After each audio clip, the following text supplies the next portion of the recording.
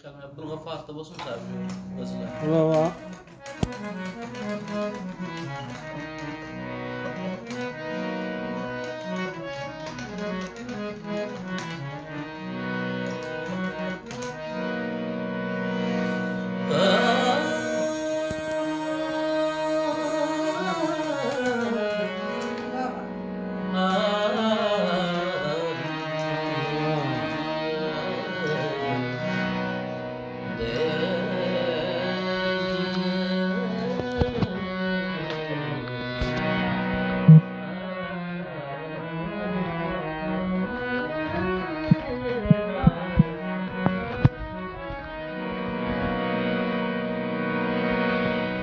असीं सुरहाण जागे सू सबाबन जी सवारियूं था कंदा शबनम जे कतरन खे निगाहुन सां सलामायूं न कंडन खे थकी कारियूं हर सां रखूं यारी मगर राबेल जा नौकर गुलाबन जा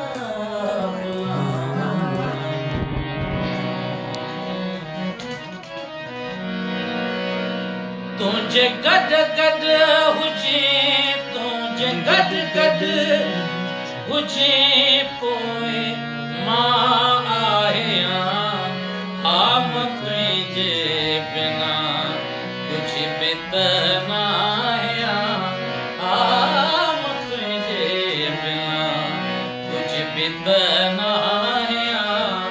तुझे गद गद हुजे तुझे गद गद हुजे पोए मारिया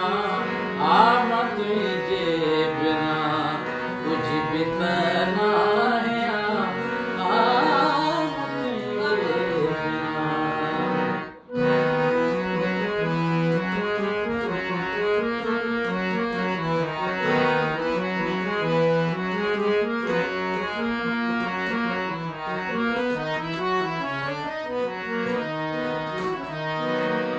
तो सजन है मिला तो खेदा ढोना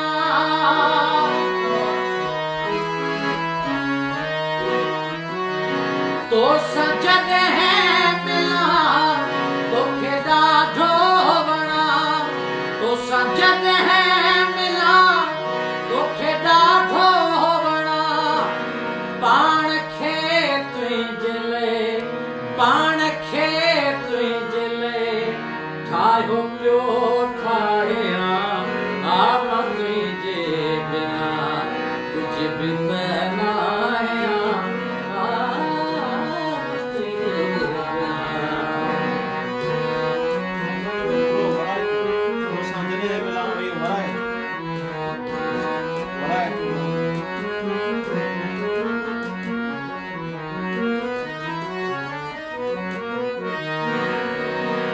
तो सजन है मिला तो खेदा ढोना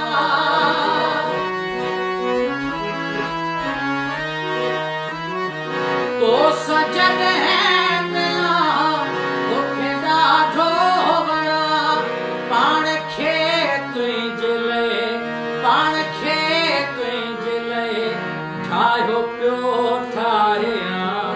आम तुझे बिना कुछ भी ना आया आम तुझे बिना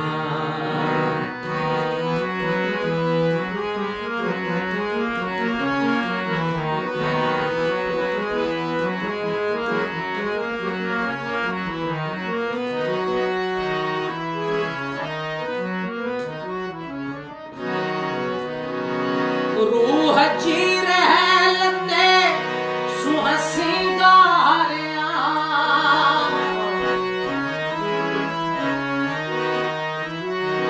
रूह जी रहलते सुहसिंगारिया तुझे करची तुझे कर अची त आऊं झूमा नचां आमदी जे बिना कुझु बि करायां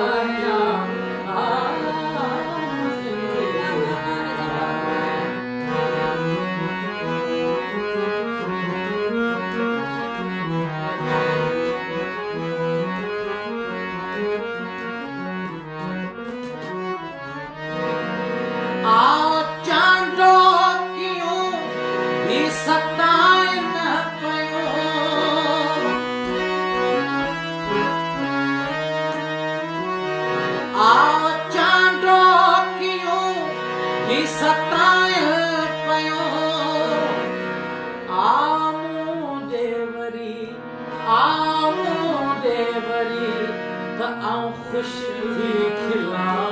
आमदी जे बिना कुझु बि त